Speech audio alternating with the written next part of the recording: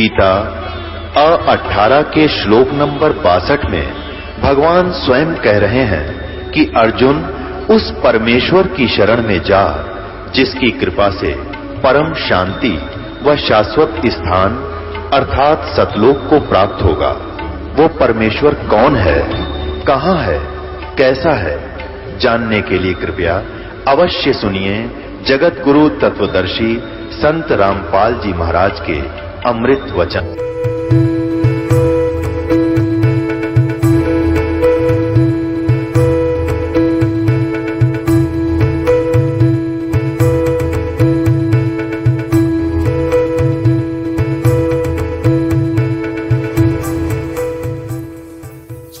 सतगुरुदेव की जय। बंदी छोड़ कबीर परमेश्वर जी की जय। बंदी छोड़ गरीबदास जी महाराज जी की जय। स्वामी राम देवानंद जी गुरु महाराज जी की जय हो।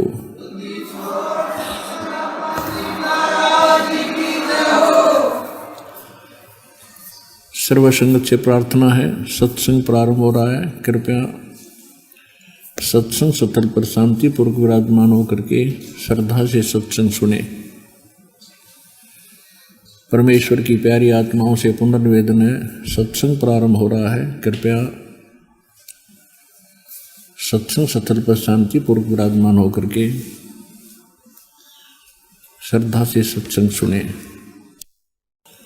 सतगुरुदेव की जय। बंदी छोड़ कबीर परमेश्वर जी की जय। बंदी छोड़ गरीबदास जी महाराज जी की जय हो। स्वामी राम देवानंद जी गुरु महाराज जी की जय हो।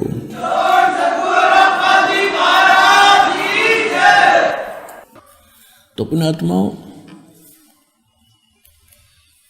इन बुराइयों से सबसे पहले आपको बचाया जाता है, जिससे आपके कितने पाप खत्म हो गए। सतगुरु के उपदेश का लाया एक विचार, जय सतगुरु मिलते नहीं हम जाते नरक द्वार। नरक द्वार में दूत सब फिर करते खेचा तान, उनसे कभू ना छूटता फिर फिरता चारों खानी। चार खानी में भरमता कभू न लगता पार, सो फेरा सब मिट गया मेरे सतगुरु के उपकार। सात समुद्र की मसी करूं और लेखनी करूं बन राय, धरती का कागज करूं गुरु गुण लिख्यो न जाए। सतगुरु के सिजदे करूं कर्म छुटाए कोट, और जो ऐसे सतगुरु की निंदा करे जम तोड़ेंगे ओठ। अब कहते हैं सतगुरु के सिजदा करूं यानी कुर्बान जाऊं ऐसे महापुरुष पर, जिसने हमारे करोड़ों पापों से छुटकारा करा दिया, करोड़ों पाप छुटवा दिए, बचा दिए उन पापों से। और ऐसे महापुरुष की कोई भूल से भी निंदा करता है, कहते वो इतना अपराधी हो जाएगा, उसको यम के दूत इतना बेरहमी से पीटेंगे कि उनके होठों को भी सुजा दिया जाएगा डंडे मार मार के। हालांकि कोई आदमी किसी को खुरकाता धमकाता भी है तो ऐसे स्थानों पर मारता तो ज्यादा हानि ना हो। और होठों पर जो मार रहा है वो कितना क्रोधित होगा, यानी वो कितना निकम्मा आदमी पीटा जा रहा होगा, जिसका कितना लागो मुंह पर लागो चे शर्मा लगो, उसको कितना बेरहमी से पीटा गया है, तो कितना अपराधी था यमदूतों ने जो पीटा। तो यहां कहते हैं कि ऐसे व्यक्ति जो ऐसे महापुरुष की निंदा करते हैं फिर वो बहुत ज्यादा दंडित होंगे, एक्स्ट्रा दंडित होंगे। अब क्या बता रहे हैं कि सतगुरु के उपदेश का भाई लाया एक विचार।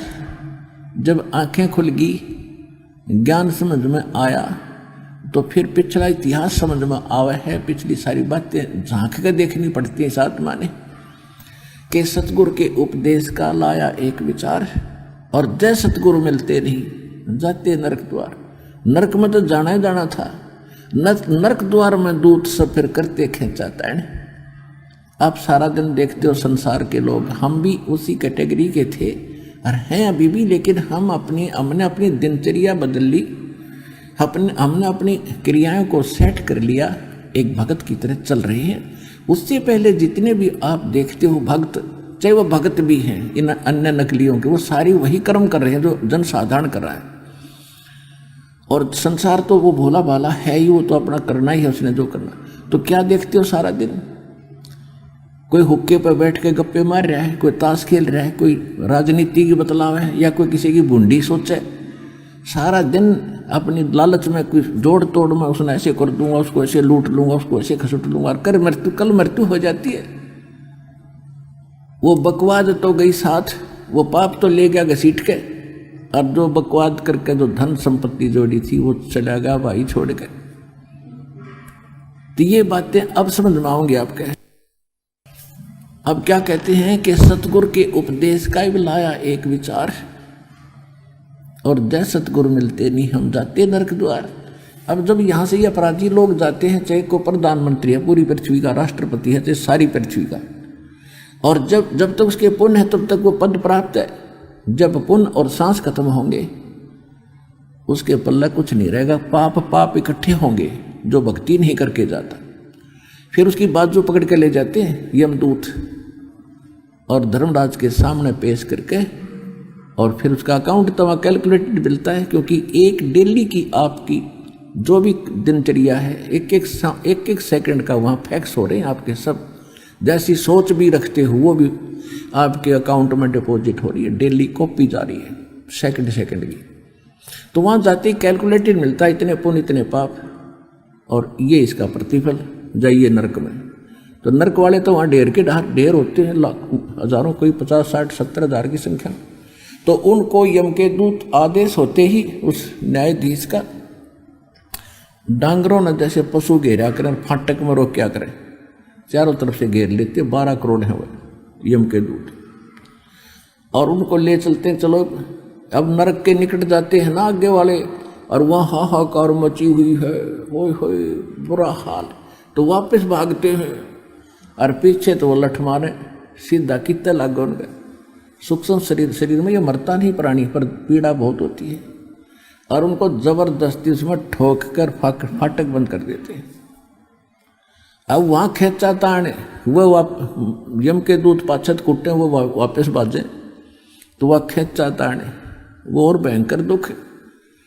कहते 4 खाने नरक द्वार में दूत सब वहाँ करते खेचा तान, और उनसे फिर कबूल नहीं छूटता। उसके बाद फिरता 4 खानी, यानी 4 प्रकार से जीव उत्पन्न होते हैं, उनके 4 विभागों में बांटा है, 4 उनके पार्ट बनाए हैं। जैसे कोई जेर से उत्पन्न होते हैं, जैसे मनुष्य कुछ अंडे से उत्पन्न होते हैं, इस प्रकार से कोई अपने आप सतत उत्पन्न हो जाते हैं, जैसे डोरा, सुरसी या अमीबा वगैरह। इस तरह 4 विभागों में बांटा गया है कि 4 प्रकार से उत्पत्ति होने वाले इन सभी प्राणियों के शरीरों में हमने जाना पड़ता। जब सतगुरु ना मिलते, नकली गुरुओं से लिया हुआ नाम भी सहयोग नहीं देगा। नरक द्वार में दूत सब करते खेचा तान, उनसे कबू ना छूटता फिर फिरता 4 खान।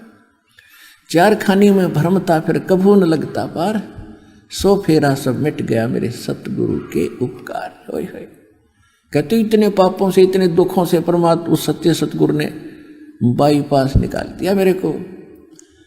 और ऐसे सतगुरु की 7 समुद्र की मसी करूं और लेखनी करूं बन राय, धरती का कागज करूं गुरु गुण लिख्यो न जाए।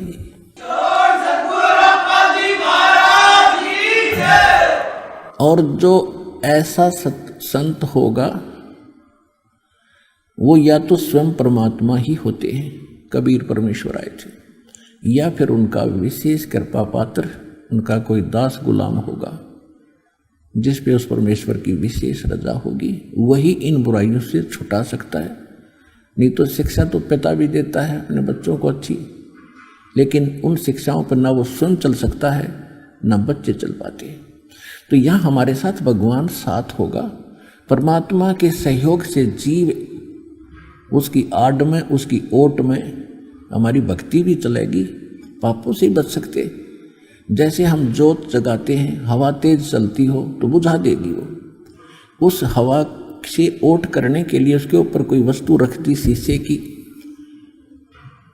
तो वो जोत भी जलेगी, चांदना भी करेगी और वो बुझेगी नहीं।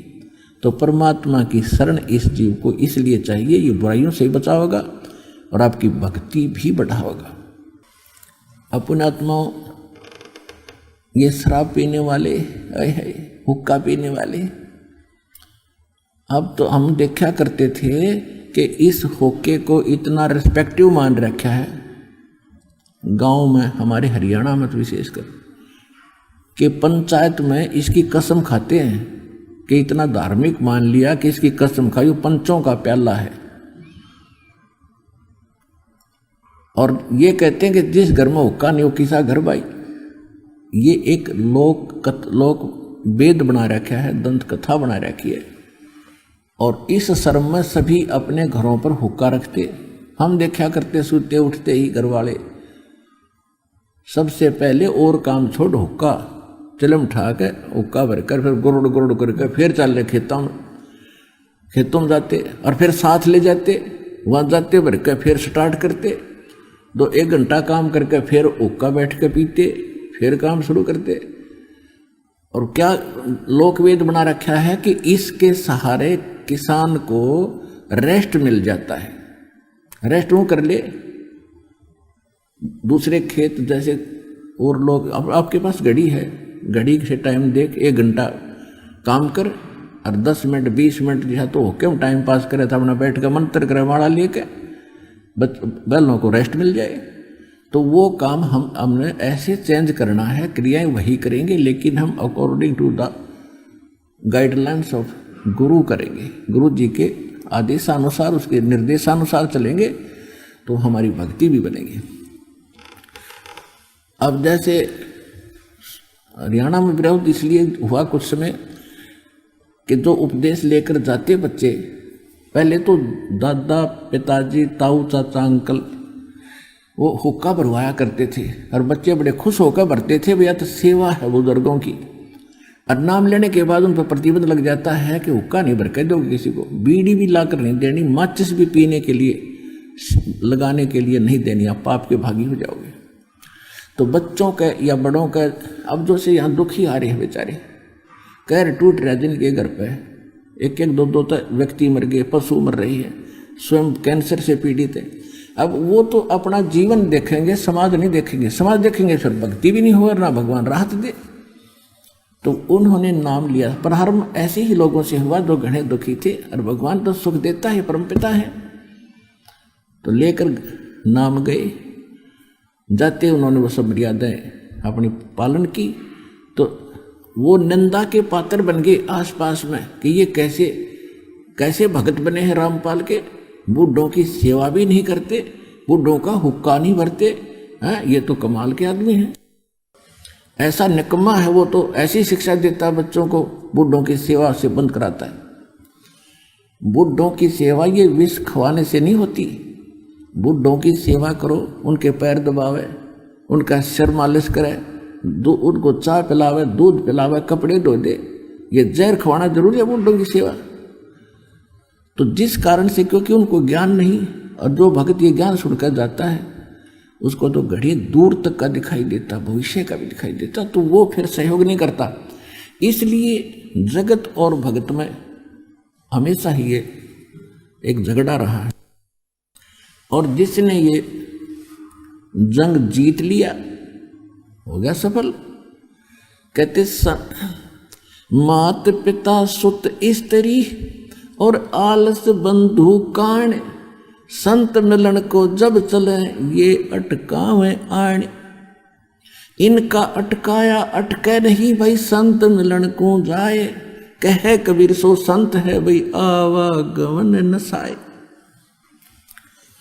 मात पिता जैसे छोटे बच्चे हैं, मात पिता उनके लिए बाधक होते हैं जिनको ज्ञान नहीं, और बच्चों को जल्दी शीघ्र ये ज्ञान होता है। ज्ञान सुनते ही जल्दी आत्मा उनकी अच्छाई और बुराई को शीघ्र ग्रहण करती है। बच्चे बुरी संगत में पढ़ते हैं तो बुराई को भी बहुत बड़ी शीघ्रता से ग्रहण करते हैं, और अच्छी संगत में आते हैं। आप देखते हो यहाँ पर कैसे बताते हैं उनके बच्चे। एक बहन कह रही थी कि मेरे लड़के को इसके पिताजी ने कहा कि वो ला बीड़ी ला, पहले लाया करता भाग के, फिर उसने ज्ञान सुना, नाम लिया। अब बीड़ी ना लावा बंडल दुकान से तो पिता पीटे, तो दुकानदार के पास गया, कहने लगा भाई एक बंडल दे दे और इस थैली में डाल दे, और थैली को डंडी में लटका लिया उसने। हर न्यू लावा लटकाए। अगले पापा ने बोला ऐसे कैसे दे रहा है? अभी तो ऐसे लाऊंगा मैं। ने बोला बात बता। अगर मैंने नाम ले लिया और जब बीड़ी का हाथ लाऊं, मेरा तम्बाकू का हाथ भी ला दिया ना, मेरा पाप नाम टूट जाएगा। तो वो भगत बता रहा था कि पहले दिन तो मुझे बड़ा गुस्सा आया कि अच्छा नाम लेकर आए तो सेवा करनी भी छोड़ देंगे। फिर मैंने सोचने पर विवश होना पड़ा कि ये बच्चा कितनी अच्छी शिक्षा ग्रहण करके आया है कि ये बुराई के निकट भी नहीं जाएगा। तो मैं मजबूर हो गया, 2-4 दिन खूब सोचा मैंने इस विषय पर, और फिर उसके बाद उससे मैंने मंगवाया नहीं कुछ भी, और एक दिन उसने भी आके दीक्षा ले ली, बुराई छूटी। अब क्या कहते हैं गांव वाले, जिनको ज्ञान नहीं वो गांव वाले चाहे शहर वाले एक जैसे होते हैं। कहते हैं भाई यह भी कोई सेवा है, तम्बाकू कद पीने की चीज होती है, ये तो पीना चाहिए, पिलाना चाहिए, इससे इज्जत बनती है। नहीं, एक सिगरेट या बीड़ी तम्बाकू हुक्का पीने वाला जिस कमरे में बैठा है, हुक्का पीवा तम्बाकू छोड़ दे और पूरे वातावरण को खराब कर देता है। वहाँ उसके पोता पोती बेटा बेटी सो रहे होते हैं या बैठे हैं घूम रहे होते हैं, उनको भी अपराधी बना रहा है, उनको भी हानि पहुंचा रहा है वो व्यक्ति, उनके भी फेफड़े दुर्बल कर रहा है।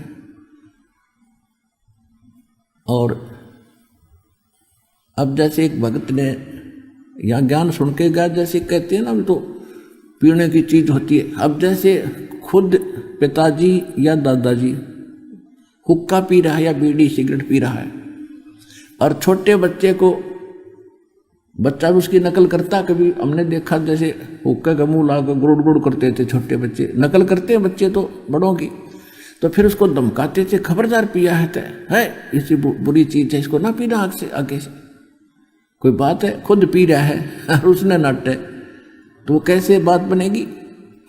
और यदि ऐसी अच्छी वस्तु है तम्बाकू और हुक्का, तो क्या अपने पुत्र बेटा ने बेटी ने पोतियों ने पिला उनको सबको। अगर तू इसको इतना अच्छे मानता है, एक अच्छी वस्तु मानता है, तो पिला। नहीं, एक बुजुर्ग यानी घर का सदस्य अपने छोटे पोते को पोती को बेटे या बेटी को दूध पिलाता है, और वो थोड़ा सा पी कर छोड़ देता है, तो उसको बार बार पिलाता, और पी बेटा थोड़ा सा पी, देख थोड़ा सा रहेगा, पी ले सारा। अब वो उसको जबरदस्ती पिलाता है क्योंकि वो बहुत लाभदायक वस्तु है, और हुक्का ने नाटे और खुद पीवे, और फिर नौकर रामपाल छुटवा है, इसलिए वो तो निकम्मा आदमी है। तो प्या उस बेटे ने जैसे दूध प्यावा था बढ़िया माने, तो पिला पोते और पोती ने भी भांग गए तो तम्बाकू।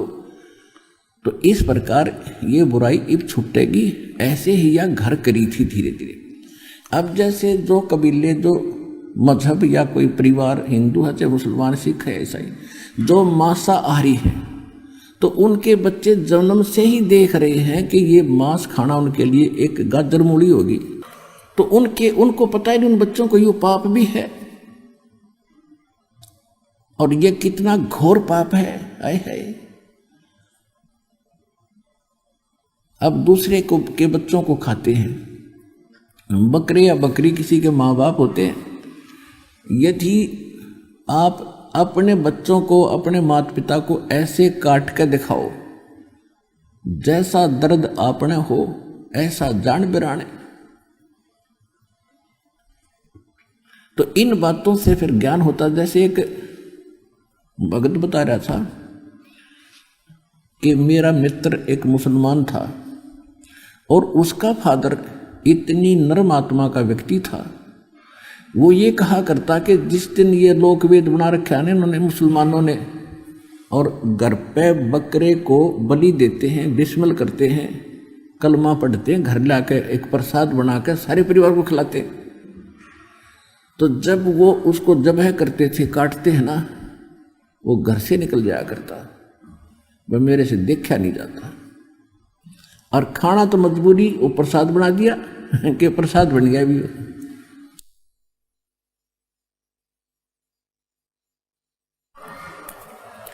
और क्या लोकवेद बना रखा है इन मुल्ला और काजियों ने कि हम बकरे को बेरहमी से नहीं मारते। हिंदू लोग तो झटके से मारते हैं, वो तो बेरहमी से मारते। हम बकरा काटते हैं या गाय काटते हैं, हम भगवान का कलमा पढ़ते हैं, मंत्र जाप करते हैं, और उसके पढ़ने से उस बकरे की आत्मा तो स्वर्ग चली जाती है और ये मांस प्रसाद बन जाता है। ऐसा लोक वेद बना रखे।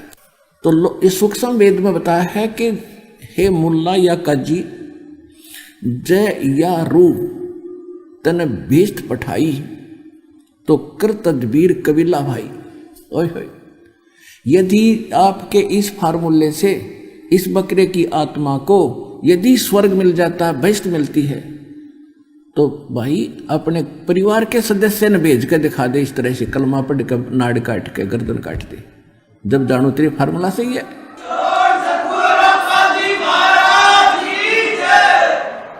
कहते एक बकरा, एक मुल्ला मस्जिद में कूके और एक पुकारे बोका, और इनमें कौन स्वर्ग को जागा, हमको लगा है धोखा। क्या कहते हैं कि एक तो मुल्ला मस्जिद में चढ़ के पुकार रहा है, हे अल्लाह अकबर, इस बकरे की रूह को भीष्ट में स्थान देना, औरों को सुना सुना के, जैसे अल्लाह उसके बाप का नौकर है और उसी के आदेश से सब कुछ कर रहा है। हद होगी भाई। और एक बकरा अपनी जान न रो रहा है, मैं मार रहा है, वह काट रहे धीरे धीरे, वह कलमा पढ़ रहे, वो रो रहा है, ला तुम्हारी गर्दन करें कलम, वो कलमा भी पढ़ डाएंगे, सारी बात करेंगे, आज धर गर्दन हमारे पास ला है कल कोई। तो कबीर साहब ये कहा करते थे, और इसी का उन्होंने विरोध किया था हिंदू और मुसलमानों ने। कहते हैं मांस खावें सो ढेढ़ सब, मद पीवें सो नीच, और कुल की पर दुर्मति पर हरे, नाम राम कहे सो ऊंच, जो नर गोसत खात है प्रत्यक्ष राक्षस जान, और या में संशय है नीचे हिंदू खाओ चाहे मुसलमान। अब कबीर साहब ये कहा करते थे कि एक मुल्ला मस्जिद में कुक है, अल्लाह अकबर, बकरे की रूह को, इस आत्मा को भीष्ट में स्थान देना, और एक को अपनी जान को बुकरा पुकार रहा है, रो रहा है, मिमा रहा है। तो जिस तरह आप रो रहे हो उसी तरह पुकार रहे हो, बकरा भी रो रहा है। तो हमने तो इनमें कौन स्वर्ग में जाएगा, हमको लग गया धोखा कि हमने तो ये सब, ये तुम्हारी दोगली बातें हैं, ये तरीका परमात्मा पाने का नहीं है। किसी भी जीव की हिंसा किसी प्रकार कर दो, उसकी तो जान गई। और यदि इतना आसान भीष्ट पाना है तो सबसे पहला काम आप अपने परिवार से सब शुरू करोगे। अब एक छोटी सी बात है, जैसे किसी कोई मंत्री को कोई प्लाट अलॉट करने का, और बढ़िया जगह थोड़े पैसों में और घड़ी कीमत का प्लाट मिलता हो, तो वो दूसरों का नंबर ना दे, पहले अपने रिश्तेदारों को, अपने घर के सदस्यों को और मित्र प्यारों को, उनको अलॉट करे। बकरों का नंबर कौन आने दे? अरे ये स्वर्ग ऐसा स्थान जिसको बहुत अच्छा मानते हो, अरवानों को बकरे ने भेज दिया, हम तो यही ठीक है, और भक्ति करो भीष्ट पाने के लिए। तो तुम्हारी कथनी और करनी में दिन रात का अंतर है। तो इस प्रकार हमने ये मांस आहार करना नहीं चाहिए, ये पाप, महापाप। अब ये शराब पीने वाले, या कम से कम भी ये जितने तकरीबन सभी 90% वो भक्त हैं जो लगभग ये सभी विकार किया करते थे। और आज परमात्मा की कृपा से, उनके आशीर्वाद प्रसाद से आत्मा को नफरत होगी, ग्लानि होगी ऐसे घिनौने कर्मों से, रिश्वतखोरी से, चोरी और जारी से, और ये मांस आहार, सुरापान, भांग, तम्बाकू, सुल्फा, गांजा, ये सारी भुक्की वगैरह सब त्याग दी, क्योंकि ये नर आहार नहीं, ये राक्षसों का आहार है। एक शराब पीकर उसके बच्चे बता रहे थे, छोटे छोटे बच्चे रो रहे सत्संग में। जब दास गांव गांव में, घर घर में सत्संग करने जाता था, ज़्यादा समय भक्तों से मिलने का, चर्चा करने का मिलता था, उनके दुख जानने का अधिक समय मिलता था।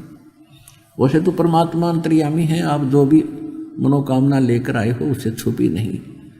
यदि आप मर्यादा से रहोगे और सच्ची सब लगन से भक्ति करोगे, कहते हैं चीटी पायल बाजे पैर साहिब सुनता है सब डर। आप वैसे भी आकर के लाइन में खड़े होगे और जो तमन्ना आपकी है मालिक से छुपी नहीं, अंतर्यामी सारी जानते हैं। फिर भी हम जैसे एक दूसरे से कहते हैं तो आत्मा थोड़ी सी शांत होती है। तो वो कहने लगे जी, उनके बच्चे रोने लगे दोनों, एक लड़का था एक लड़की, एक 8 साल का, एक 10 वर्ष का, 2 लड़कियां थी, एक लड़का 2 लड़की थी। मैं बोला बेटा क्यों रो रही हो? तो उसकी माँ भी रोने लगी, उनकी दादी थी साथ में, कहने लगी इनका बाप ईसा निकम्मा है, बढ़िया नौकरी है, डेली शराब पी का आता है और घर पर खाने को दाने नहीं इसका आज इन रो रही है। फिर वो बेटी, दोनों बच्चे तीनों रो रहा कर रुक गए, कहने लगे जो मेरा पापा आता है ना, मेरी माँ को पीटता आते ही, क्योंकि माँ कह देती होगी भाई तू मत पिया कर, और शराबी ने नो टोक दे, उसको बाकी नहीं रहती। और उसका फर्ज भी बना कहने का बेचारी का, भाई क्यों नाश कर दिया, तू बच्चे भूखे बैठे तू टीटी पाक का आ गया। तो रोज पीटता उसने नशे में।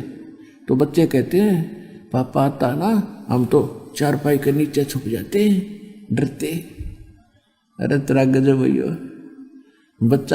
बच्चों को तो पापा का इंतजार होना चाहिए, पिताजी आओगे, कोई केले लाओगे, कोई फ्रूट लाओगे, और द्वार पर खड़े पाने चाहिए। और उस राक्षस को देखकर बच्चे रस्सी उस चारपाई के नीचे घुस गए। तो पुण्यात्माओं, धीरे धीरे फिर मालिक की दया हुई, उसने भी दीक्षा ली, नाम ले लिया, बुराई छोड़ दी। कुछ ही दिनों के बाद उसके घर में सारी चीज होगी, मोटरसाइकिल खरीद ली। अब बच्चे कहाँ तुझसे डरा करते थे, कहाँ इंतजार करते पिताजी कुछ फल लेकर आ रहा होगा।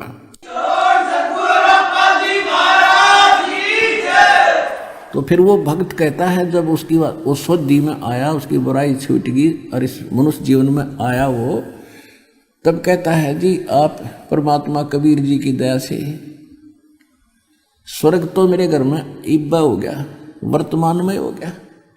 और वह माई भी कह रही थी, और जहां आप ले जाने के लिए कह रहे हो वो सतलोक, वो सुख तो फिर न्यारा ही होगा। और इसे जीवन में हम स्वर्ग तो मेरे घर में आज हो गया, कैर टूट रहा था। अब रोता है वो व्यक्ति उस गए हुए समय को जो वो गलतियां करता था। तो परमात्मा कहते हैं जब भी समझ में आ जाए इस मनुष्य जीवन के रहते कुछ भी नहीं बिगड़ा है, और फिर लगा है वो भक्ति पर, हो क्या बात की। तो पुण्यात्मा इस ज्ञान से और इस भगवान से और इस सच्चे मंत्र और जाप, इन क्रियाओं से आपका ये जन्म भी सुधरेगा, लोक और परलोक दोनों सुखी होंगे आपके इस सच्चे भगवान की शरण में।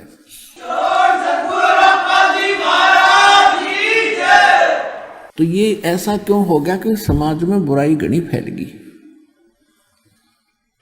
और बच्चे देखा देखी बुराई ग्रहण करते हैं, देखा देखी अच्छाई ग्रहण करते हैं। आप फिल्मों में देखते हो हीरो इतनी लंबी सिगरेट लाकर नोक लगाकर फुर फुर करेगा, तो बच्चे उन्हीं को देखते, ये एक्टिंग फिर वो करते।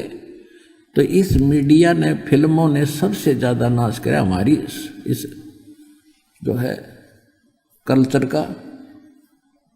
इन्होंने हमें असभ्य बना दिया, और उन्हीं को देख देख के कोई कैसी ड्रेस पहनते हैं, कोई कैसी ड्रेस पहनते हैं, कोई ऐसी बकवास करते हैं। तो उस बुराई को तो काल ने पैदा करना ही था, क्योंकि भक्ति युग आ गया। सबको बर्बाद करना था, बुराइयों से ग्रस्त करना था, भक्ति से हीन करना था, नकली संत भेज के इनको कति अज्ञान से भरना था। लेकिन अब समर्थ के पास वो क्रेन है, तो कितना अड़ंगा डाल रखे और सारी न काट देगी और कति स्वच्छ कर देगा भगवान।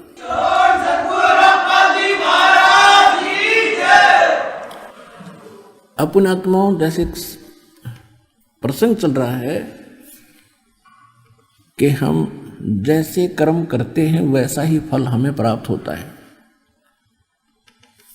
वो फल हमें तब तक प्राप्त होता है जब तक हम परमेश्वर कबीर जी की शरण में नहीं आते।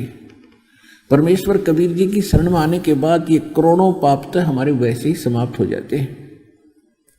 जो आप डेली करा करते हुक्का बीड़ी तम्बाकू शराब भांग पी के, और फिर सोच भी अच्छी नहीं रखते थे, हमसे कितने ऊपर थे, ठीक दिखा थे। अब हमारी अंदर की सोच भी सुधर गई।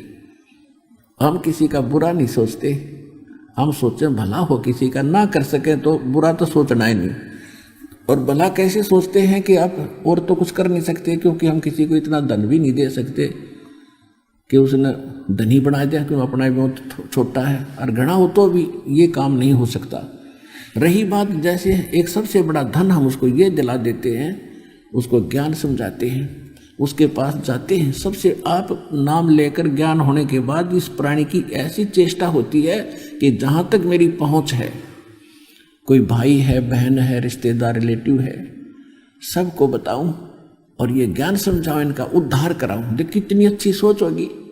आप चर्चा करते हो किसी के पास जाकर, वो आपसे नाराज भी होता, फिर भी कोशिश करते हो कि समझाऊं, ये बालक है, इसको ज्ञान नहीं है, मैं भी ऐसा ही था, और पर हर में एक बार ऐसा ही सबके साथ होता है। तो फिर आप उस कितनी अच्छी सोच आपकी, इतना अनमोल काम कर रहे हो, उसका जीवन नाश होने से बचा रहे हो।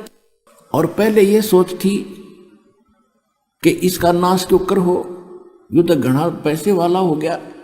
इस तरह की गंदी सोच या काल की थी, और इब दयाल ने जो हमारी सोच बदल दी, हम भला सोचते हैं, बुरा नहीं सोचते। क्योंकि हम किसी का बुरा सोच कर भी नहीं कर सकते, क्योंकि उसने तो अपना कर्म प्राप्त होना है। और यदि हम किसी का बुरा सोचेंगे या करना चाहेंगे, हम कर भी नहीं सकेंगे और पाप के भागी साथ हो जाएंगे। इसलिए हमें भी ये एक टॉर्च, एक रोशनी, एक प्रकाश भगवान के ज्ञान का ये भी साथ है हमारी। तो ये हमें ये गलतियां नहीं करने देगा। हम कोशिश करते हैं भला हो, बुरा तो हमारे से डिक्शनरी से ही चला गया। तो फिर हम कितने पापों से बच गए। तो कहने का भाव ये है कि जब तक हम परमात्मा की शरण में नहीं आते तो हम अपना किया हुआ कर्म ही प्राप्त करते हैं, और परमेश्वर की शरण में आने के बाद फिर हम पाप कर्म को नहीं भोगेंगे, और केवल पुण्य हमारे शेष रह जाएंगे। कैसे? जैसे पहले इस एक मेडिसिन की खोज नहीं हुई थी, एक दवाई की। जैसे खेत में खेती बीजता है, खेती बोता है किसान, उसमें खरपतवार भी बहुत उग जाता है। पहले उसका कोई विकल्प नहीं था, वो खरपतवार भी और फसल भी साथ ही पका करते थे उसके अंदर ही, गेहूं में।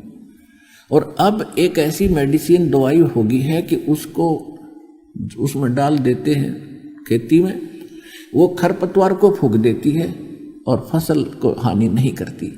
वो खरपतवार खत्म हो गया, जल गया, और फसल स्वस्थ होगी, क्योंकि वो स्वस्थ है। और ज़्यादा क्योंकि पहले वो हानि कर रहा था, खरपतवार उस खुराक ले रहा था उसकी, वो बच गई, वो और मजबूत और बढ़िया उपजाऊ यानी घनी उपज बनी। इसी प्रकार पहले हमारे इन सदग्रंथों में जो हम शिरोधार्य मानते थे, वेद और गीता, पुराण, कुरान, बाइबल, इनके अंदर वो मंत्र नहीं थे जिनसे पाप नाश हो सके। वो केवल अन्य लाभ अवश्य देते थे, उसमें पाप भी साथ फले थे खरपतवार की तरह। अब परमात्मा का वो सतनाम और सारनाम ऐसा है, इन पापों को नाश कर देगा, पुण्य सुरक्षित आपके ज्यों के त्यों रह जाएंगे फसल की तरह। तो ये तरीका, ये डिस्कवरी आज हुई है इस दास के माध्यम से। परमात्मा ने तो पहले ही दे रखी थी, लेकिन उसका पता नहीं था हमें। अब जैसे आज वैज्ञानिकों ने जो दवाई की खोज की है, ये तो मटेरियल ये पहले भी उपलब्ध थी, लेकिन बना नहीं पाए थे।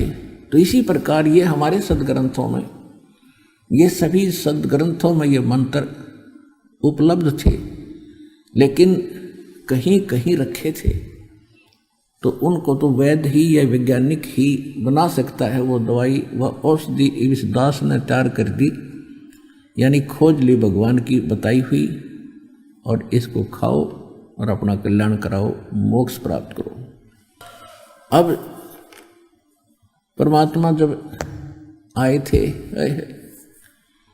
प्रत्येक को ज्ञान समझाया करते थे। हिंदुओं को भी कहते थे कि तुम सत साधना ना करके गुमराह किए हुए हो इन भोली आत्मा। हिंदुओं के गुरुओं को कहते थे कि तुम इन भोली आत्माओं को भ्रमित किए हुए हो। आप जिन भगवानों की भक्ति करते हो उनसे आपका मोक्ष नहीं हो सकता, आपके पाप भी नाश नहीं हो सकते। एक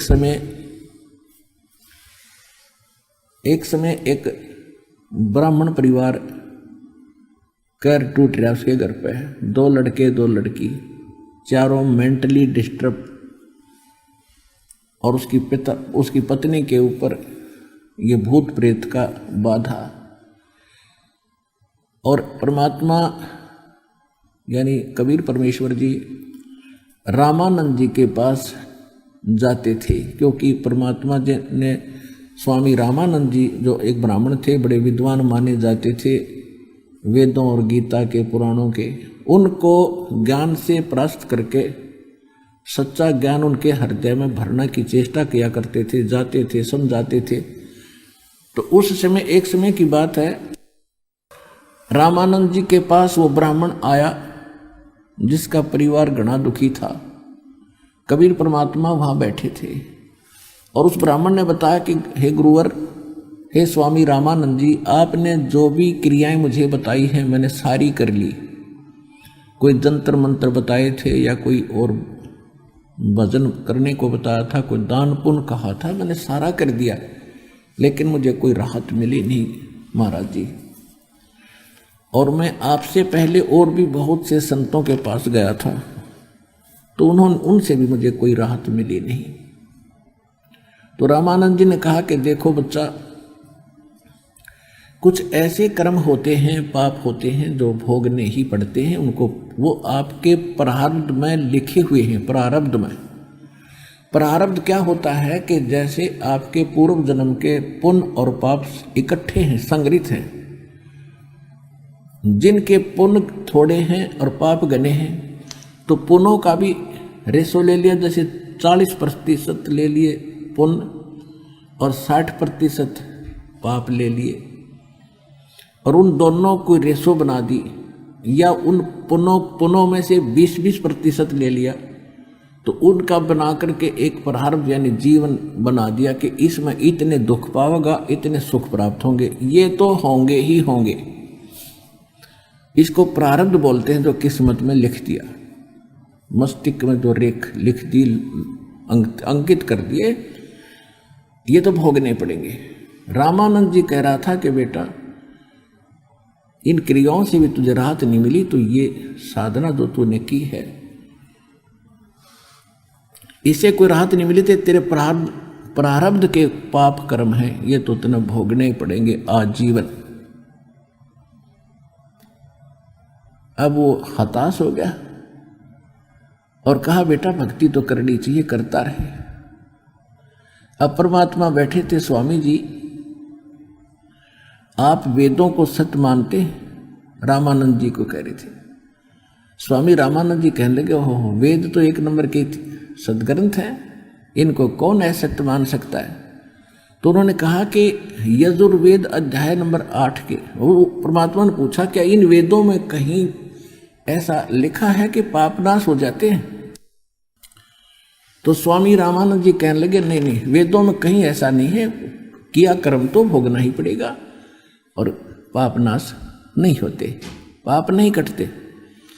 परमेश्वर ने कहा कि यजुर्वेद अध्याय नंबर 8 के और मंत्र नंबर 13 में, स्वामी जी मैंने किसी से सुना था, वो तो जानी जान थे, उसमें स्पष्ट लिखा है कि भगवान घोर पाप भी काट देता है। रामानंद जी समझ गए, कति चोट मार दी तरले गड़े पे, नीचे वाले पे। तो कहने लगा कि बेटा, कहने लगे बच्चा बिल्कुल सही लिखा, क्योंकि उसको याद थे, कंठस्थ थे सारे वेद। तो इसके विषय में परमात्मा कहते हैं कि मोती मुक्ता दर्शत नाही, ये जग है सब अंदरे, और दिखत के नैन चश्मिन का फिरा मोतिया बेंद्रे। वेद पढ़े पर भेद न जाने, ये बच्चा पुराण 18। और जड़ को अंधा पत्ते खुआवे, पत्थर की पूजा करे, ये भूल गया सृजनहारा। ये बताया है कि ये मोतियाबिंद था इनके अज्ञान का। वेद पढ़े और भेद नहीं समझे, और फिर पढ़े पुराण 18, और फिर कहते जड़ की पूजा करे, भूल गए सृजनहारा। अकल है तुम्हारे अंदर। अब रामानंद जी कहने लगे हाँ ऐसा तो है बच्चा, उसमें तो लिखा है। फिर आप वेदों के मर्मज्ञ हैं, और वेदों अनुसार आपने इनको भक्ति भी बताई है, इनके पाप नहीं कटे। तो इसका कारण क्या है? अब रामानंद जी कहते जी कारण का तो मुझे नहीं मालूम। ये तो सुसिद्ध है कि आप जो साधना वेद अनुसार, गीता पुराण अनुसार करते हो, उससे तो हो ही नहीं रहा आपका कोई, यानी पाप नाश हो ही नहीं रहा।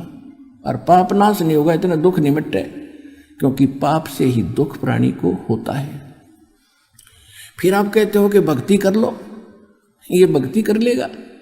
किसी के पैर में कांटा लगा हो और वो जाए, उसके कारण पीड़ा है, कांटा उसको नहीं दिखाई दे रहा, अंदर ठुक गया, और किसी के पास जाता, उसने देख जाकर बता दिया कांटा लगा भाई, इस कारण से पीड़ा है, और वो कोशिश करता, वो कांटा नहीं निकलता है। फिर क्या सलाह देता है कि कांटा तो निकला नहीं,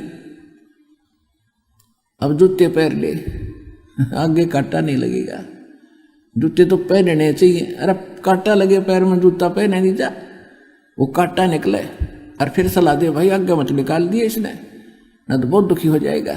तो वो इस डर से फिर वो कांटा निकलने के बाद जूते पहनेगा, क्योंकि वो पीड़ा से परिचित हो चुका है, फिर वो जूते कभी नहीं उतारेगा। तो यहाँ जितने भी भक्त आ रहे हैं, ये कर्मों के कांटों से इतने ग्रस्त हैं, 6-6 कांटे लग रहे इनका, 10-10। अरे परमात्मा के पास सारे औजार हैं, सारे काट देगा। और फिर इनको सलाह दी जाएगी कि आगे से गलतियां मत करना, ये राम नाम का जूता मत निकाल देना, तो ये सारी जिंदगी नहीं निकाल सकते। और भक्ति तभी होगी जब जो कांटा निकल लेगा पाप कर्म का। तो रामानंद जी कहने लगे अभी मुझे तो मालूम नहीं वो कौन सा ऐसा साधना है। कबीर साहब उठकर चले गए। अब रामानंद जी से उस पंडित ने पूछा कि ये कौन थे? उन्होंने बताया कि कबीर हैं, ये कबीर हैं दुल्हाए, और बड़े विद्वान पुरुष हैं, बड़े पहुंचे हुए हैं, क्योंकि परमात्मा ने उनको सतलोक भी दिखा दिया था, और वो ये भी मानते थे कि भगवान है। लेकिन परमात्मा एक भूल बढ़िया करके रखा करते, तो वो फिर भी थोड़ी बहुत उनका भूल लग जाती थी रामानंद जी के, क्योंकि ये मान बढ़ाई बड़ी मुश्किल से छूटे इंसान की। कहते हैं राज तजना सहज है, सहज तरिया का ने, और मान बढ़ाई ईर्षा ये दुर्लभ तजना ये। तो उस ये सुनकर कि दुल्हाओं की कॉलोनी में कबीर नाम का के हैं ये, वो तो श्याम ने जा लिया उनके पास कि महाराज कोई दया करो, कोई तकलीफ हमें, मेरा तो कति नाश हो रहा है, पूरा परिवार पीड़ित है, और आपकी बातों से मुझे कुछ एहसास हुआ कि शायद मेरे दुख का निवारण हो सके। परमात्मा बोले भाई आप पंडित जी ब्राह्मण और मैं एक दानक दुल्हा शूद्र, अब देख विधि तो मैं बता दूंगा और तेरा समाधान भी हो जाएगा, पर एक बात समझ लेना, यहाँ से दीक्षा लेकर और जय तेरे मन में न्यू आगे तू ब्राह्मण और यू दानक, उससे दिन वो कैर फिर से टूट जाएगा तेरे ऊपर। गुरु के प्रति जरा सी भी हीनता आगी, उसी दिन से तुम्हारे कनेक्शन कट जाएगा और कनेक्शन कटने के बाद जैसे बिजली का कनेक्शन मिला हुआ है, जब तक कनेक्शन चालू है तो पंखा भी चल रहा है, कूलर भी चल रहा है, दूध भी बिलोया जा रहा है, पानी भी निकल रहा है और बल्ब भी जल रहा है। और जिसमें आपका ये कनेक्शन कट जाएगा सारी सुविधाएं बंद हो जाएंगी, ये ध्यान रखना है। अब वो तो दुखी था, जैसे परमात्मा की एक वाणी है कि मात पिता सुत स्त्री आलस बंधु कान और संत मिलन को जब चले ये अटकावे आने, और इनका अटकाया अटके नहीं, संत मिलन को जाए कह कबीर सो संत आवागमन न साए। कहते हैं माता पिता बड़े हैं, बच्चे छोटे हैं, उनका ज्ञान समझ में आ गया तो उनको माता पिता रोकते हैं जिनको ज्ञान नहीं, कि खबरदार वहाँ जाता है, अपना काम नहीं करता, पढ़ता नहीं है, आश्रम में क्या तुझे खाने को मिल जाएगा। और जिनके माता पिता को ज्ञान समझ में आ गया, बच्चे बड़े हो गए, वो माता पिता को बाधा करते हैं, क्यों जाते हैं वहाँ पर, बड़े हो रास्ते में गिर जाओगे, पड़ जाओगे, क्या करोगे, घर पे भक्ति कर लो। या किसी की पत्नी बाधक बन जाती है, कोई बहका देती है दूसरी, जो तो बाबा बनेगा, तीसरे दिन जावे सत्संग में, बच्चा ने छोड़ देगा, तो वह बाधा करती है तो नहीं जाएगा वहाँ पर, मैं अपने घर चली जाएंगी, फलान कर दूंगी, फांसी खा कर मर जाएंगी। अब ये किसी की पत्नी अगर चाहती है भक्ति करूं, वो शराबी को अभी आदमी हो या वैसे कोई ठेकेदार बना हो, वो उस पत्नी ने नहीं आने देता। तो परमात्मा कहते हैं माता पिता सुत स्त्री, या फिर आलस, अब फिर देखोगे तब इस सत्संग में नहीं चलते, फिर चलेंगे, तो ये आलस भी जीव का दुश्मन होता है। परमात्मा ने प्रेरणा दी, चलते कहते हैं काल करे सो आज करे, आज करे सो अब, और पल में प्रलय हो जाएगी, फिर कराएंगे कब। और चौथा फिर बताया कि बंधु कान लोक लाज, लोक लाज के कारण भी हम दूर रह जाते हैं। क्या देखते हैं, कई भक्त शुरू में आते थे हमारे पास, कोई लेकर आता था अपने मित्र प्यारे रिश्तेदार को, अब वो आते ही दंडवत करता, और वो नो का नो खड़ा ऊंट सा, वो देखा ये क्या बकवाद कर रहे हैं, क्यों वो चौधरी साहब है, उसने शर्मा प्रणाम करते आना। तो वो फिर घर जाकर कहे तो भाई निकम्मे आदमी जानते, सीधे पड़े लंबे पड़ते हैं, ये तो वहाँ ऐसे लौटते हैं, 20 जगह वो बकवाद करें, फिर उसकी मजाक करें सब भगत की कि तुम तो मुसलमान बन गए, तुम वहाँ ऐसा करते हो। तो वो लोक लाज के कारण यदि उनकी बातों में आके और वो भगत डगमग हो जाता है तो वो भगत गया काम है। तो परमात्मा कहते हैं इस लोक लाज से भी जो नहीं हिचकता और अपने उद्देश्य को नहीं छोड़ता, उसके विषय में कहते हैं कुल करनी के कारण है, कुल की करनी उनकी मर्यादाओं का निर्वाह करते करते और उसकी लोक लाज में हंसा गया बिगो, यानी भक्ति छोड़ गया तो उसका तो नाश हो गया, बिगो माने नाश हो गया, डूब गया, भक्तिहीन हो गया। और तब वो कुल के कर लेगा जब तू 4 पाया का हो, जब गधा बन के, भैंस बन के, गाय बन के बंधेगा, खुटेगा, तब वो कुल के सहारा देगा तेरे को। तो इन बातों को याद रखे, ये तो 2 दिन के लोक लाजे, मृत्यु हुई और फिर पशु बने पाए तुम। तो फिर कहते हैं माता पिता सुत स्त्री आलस बंधु कान और संत मिलन को जब चला ये अटका में आने, इनका अटकाया अटके नहीं, और फिर संत मिलन को जाए कह कबीर सो संत आवागमन न साए। एक भक्त कह रहा था,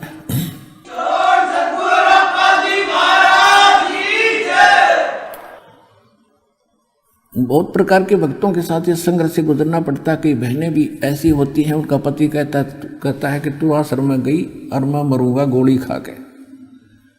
बता कोई बात हुई मूर्ख की, भाई तुझे क्या बाधा है, क्या दिक्कत लगती है इसके वहां जाने में?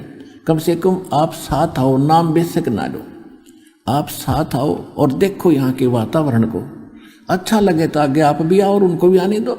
नहीं, उस बेटी को बच्ची को रोक के पाप का भागी बनता है व्यक्ति, उसके बाधक बन के। इसी प्रकार कोई बहन है, वो भी आट अड़ा देती है कि भगत बताते हैं मेरी धर्मपत्नी भगतमती बहुत बाधा करती है, कहती है सत्संग में जाएगा तो बच्चों को लेकर मैं अपने मायके चली जाऊंगी, बड़ी छुप छुप के आता हूँ, दया करो। तो ये इस तरह की बाधाएं काल ने पैदा कर रखी है कि भक्ति ना करे और कितना धक्के खा ले और कुछ भी अच्छा बुरा करे, कोई नहीं कहेगा क्यों कर रहा है। तो उसके लिए कहते हैं लोक लाज मर्याद जगत की, और कहते हैं तरण जो तोड़ बगावे, जब कोई राम भगत गत पावे।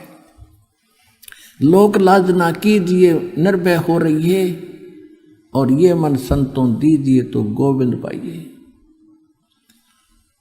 कहते हैं अब जैसे मीराबाई को भी यही इन्हीं बाधाओं का सामना करना पड़ा था, लेकिन तोड़गी सब जंजीरों को। आज उस बहन का नाम उन महापुरुषों में, पुण्यात्माओं में सबकी जुबान पर है। और यदि वो लोक लाज में आके और मर्यादाहीन और भक्तिहीन हो जाती तो कोई ना याद करता कि कितनी बहन मरे। और जब तक ये पृथ्वी रहेगी मीराबाई का नाम रोशन रहेगा, क्योंकि उसने लोक लाज तोड़ के भगवान, संसार छोड़ के भगवान से जुड़ी और उसको तन मन धन से निभाया। इसी प्रकार जो भक्त भक्ति करेगा, इन बाधाओं से चीरता हुआ चलना पड़ेगा, परमात्मा आपके पल पल पर साथ देगा। एक भक्त कह रहा था कि मेरी पत्नी ने ऐसे बाधा की, मैं उससे छुप कर नाम लेने के लिए आ गया। उसको पता नहीं के भूतनी बड़ी, उसने फोन किया, कहाँ हो? मैंने कहा मैं ऐसे ऐसे किसी काम वस्ता रहा। नहीं तू नाम लेने गया है, मैं अपने घर जा रही हूँ। उसको तू बता के भी ना आया था, देख काल के साथ दुष्ट है, उसको प्रेरित कर दिया। तू कह रहा था मैं आधे रास्ते आ लिया था कि तो जाओगी तो जा, देखी जाएगी। तो कल न और कोई आंट ला के जाएगी, यूँ काम तक करूँ, पहले नाम ले गया, वो अपने चली गई घर पे। आगे परमात्मा ने दया करी, सद्बुद्धि आ गई। फिर उस बहन ने भी नाम ले लिया कुछ दिन के बाद।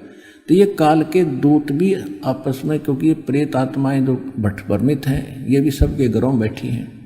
उनको पता है कि यो नाम या भक्ति यहाँ आई, हर थारी यहाँ से छुट्टी, तुम भागोगे यहाँ से। तो वो कराते आदि बकवाते। और परमात्मा क्या कहते हैं, देवी देव ठाडे बहे हमको ठोर बताओ। परमात्मा कबीर जी का नाम लेने के बाद ये सभी देवी देवता भूत पितर उस घर को छोड़ जाते हैं, क्योंकि उनकी पूजा वहाँ नहीं होती। तब परमात्मा के पास, कबीर जी के पास आए, कहा कि आपकी भक्ति जो करते हैं उन्होंने हमारी सब साधनाएं त्याग दी, अब हमें जगह बताओ, हम कहाँ जाएं। तो कबीर साहब कहते हैं जो मुझको पूजा नहीं उनको लूटो खाओ, जो मेरी भक्ति नहीं करते तुम्हारे लिए छोड़ रखे, उन पर प्रभाव पिंड जाओ। देवी देव ठाडे बहे आके खड़े हो गए मेरे पास। कबीर साहब कहते हमको ठोर बताओ। कबीर साहब कहते हैं जो हमको पूजे नहीं उनको लूटो खाओ। एक परिवार कह रहा था जी हम नाम ले गए, हम प्रेत बाधा से घने पीड़ित थे, घने दुखी हो रहे थे, कति जुल्म था, हमारे कैर टूट रहा था। अब वो नाम लेने के बाद वो सारे हमारे थे, वो हमारे दादे परदादे, कोई मर जाता, भाई भतीजे, वो सारा ग्रुप वहीं रहा करता। तो फिर वो निकल गए वहाँ से, वो दूसरे परिवारों में, वो तो सारे सपट्टे करा करते, उन्हें भी दुखी रखे थे, हम भी दुखी थे, वो भी इलाज कराते थे, हम भी कहीं से इलाज करा रहे थे, कुछ नहीं हुआ था। फिर वो हमसे निकल गए सारे और उनमें चले गए दूसरे परिवार वालों में, क्योंकि तो साज ले पितर थे सबके, कोई दादा था, कोई परदादा था, कोई चाचा ताऊ था। उनको ज़्यादा दिक्कत होने लगी तो गए फिर किसी के पास, इन झाड़ पूछ वालों के पास। उन्होंने कहा, वो बूता बोला कि उनने तो अपना प्रबंध करवा लिया और वहाँ हम नहीं जा सकते। तो उस जो होते हैं झाड़ फूक करने वाले, वो कहने लगे उन्होंने कोई जंतर मंत्र कर दिया और तुम्हारे ऊपर छुड़वा दिए। वो इतनी बुद्धि उनके अंदर। और वो दूसरे सारे हमारे साथ भगत कह रहे थे, हमारे साथ लड़ने लगे, ये तुमने जंतर मंत्र करवा दिया, सारे भूत हमारे छुड़वा दिए। तो हमने कहा, उनको समझा ही रखा था, बेटा कोई ऐसे होता ऐसा बताना चाहिए, हम किसी का भूत नहीं छुड़वाते। हमारे यहाँ जैसे किसी कमरे में ऑल आउट लगा दी। ऑल आउट लगने के बाद मच्छर नहीं रहते, वो भाग जाते। तो उन भक्तों ने तो ऑल आउट ला ली भगवान के नाम की भक्ति की। वो सारे मच्छर फिर पड़ोसी आएंगे जाएंगे, भाई कीते जाओ, फिर वो उन मच्छरों का क्या ठेका।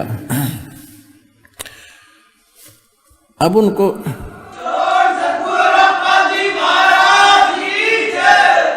अब उनसे वो फिर आकर कहने लगे, जी ऐसे ऐसे कहते माँ बेटा, उनको समझाओ कि तुम भी आओ।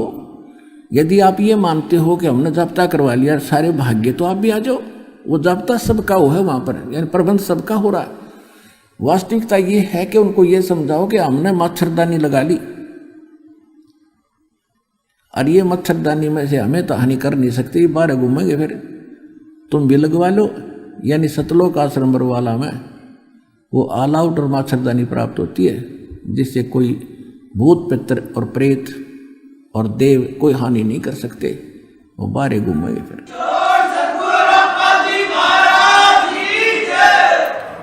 तो प्रसंग चल रहा है कि वो एक ब्राह्मण बैठा था, उसको परमात्मा कह रहे थे कि आप ब्राह्मण और मैं एक दानक शूद्र, यदि आपने दीक्षा लेने के बाद आपके किसी के कहने से भी मन में न्यू आ गई अक में या तो बेइज्जती होगी, तो उसी दिन तेरा नाम खंड और भक्ति खत्म हो जाएगी तेरी, फिर वो दुख जो के तुम बने रहेंगे। अब वो दुखी था। दुखी आदमी ने कौन, लोग लाज तो बहुत दूर की बातें हैं, कहने लगे महाराज घना तंग हो लिया मैं, और कुछ भी कहो समाज में आपकी प्रत्येक आज्ञा का पालन करूंगा, और आप मेरे भगवान, मैं आपका बालक है। तो परमात्मा ने कहा ठीक है भाई, ये नाम ले, और सारे परिवार ने दीक्षा दिला। अब जल्दी से विश्वास नहीं होता, वो पहले खुद नाम लेकर गया। उसको ऐसा लगा जैसे टनों वजन उसके सिर से हटा दिया हो। फिर पहले वो लिया दोनों लड़कों को, पागल हो रहे, पागल ने ऐसे करे बैठे, देख सारे दिन उनके उनने में लटपट रहे। परमात्मा के पास ले आया उठा के। परमात्मा ने दया करी, धीरे धीरे उनको कुछ वो भक्ति करने लगे और वो ठीक हो गए दोनों बच्चे। फिर बेटियों को लाया, वो भी स्वस्थ होगी, उसकी पत्नी भी साथ आई, यानी पूरे परिवार को दीक्षा दे दी परमात्मा ने। ऐसा स्वस्थ हो गए, ना जाने कितने उनके ऊपर कर्ज हो गया था। कुछ ही दिनों में दाता की दया से वो कर्ज मुक्त भी हो गए, घर भी स्वस्थ हो गया। पहले प्रत्येक रिश्तेदार भी उनसे दुखी थे कि ये आदमी आ गया और कुछ 150 रुपये मांगन आया होगा। तो उसके बाद जब उसकी वो स्थिति बदली तो सब दांतों तले उंगली दबा रहे थे, यानी पाप कर्म परमात्मा ने काट दिए। पापों से दुख था, कष्ट था। तो समर्थ का शरणाग हो, रंग होरी हो, भाई कदे न हो ए काज राम, रंग होरी हो। जब ही सतनाम हृदय धरो, भयो पाप को नाश, और जैसे चंगारी अग्नि की, भाई पड़े पुराने घासे। होय होय। जम जो राजा से डरे, ये मिटे कर्म के लेख, अदली असल कबीर हैं ये कुल के सतगुरु एक। मासा घटे न तिल बधे, विद ना लिखे जो लेख, और सच्चा सतगुरु मेट कर ऊपर मार दे मेख। तो आज का सत्संग इतना ही। सत साई।